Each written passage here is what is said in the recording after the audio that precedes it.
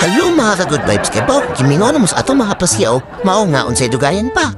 Birada na. Ingon anak padaghan ang ato mga ka-good vibes nga mag-hike karon. Nya mag-trek tagikan sa kabukiran sa Mindanilla padulong sa Naga, Mount Naupa. Ingon anak kanindot ang kabukiran sa Mindanilla.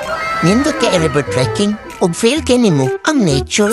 Mao nga after jud kaning ampingan o dili na to abusaran sama sa pag-abusar sa imong ex katong inilab ayo kaniya.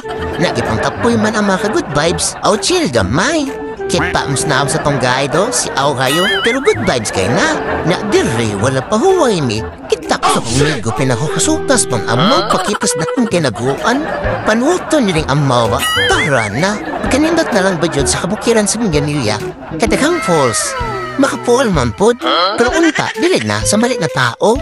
Hugot na pod. Kapoy diya. Nga, palampason ba na sa mga ka-good vibes nga di maligo. May nalama ko ang talapukan o katakitipan. Labaw na sa kailukan o sa kabuganan. Sa pagpadayon na mag-hike, nakita na ko sa RJ nga nagpalayo. Hilom-hilom din ang amaw ba nang hutop dito. Bantugra, bawak ay hangin padulong na ako. Bebe, tanaw mga katagwes kag ipangkapoy, be. Ala, oy, ka mga pretty sa mga baby boy o pretty girl, oy. Mura magdimaylahan mga course. Be, dagway sa guide, be. Ala, oy. Bradjo, choy kaayo o si Migoranil. O siyempre, ang mga baby girls. Para na, naghukas na po niya ako amigo na dako ay tinaguan. Panuhuton din ang amaw ba? Dili ina na to kalimtan ang birthday sa itong pinaka-cool nga guide. Salamat din ni Budik sa effort niya pa cupcake.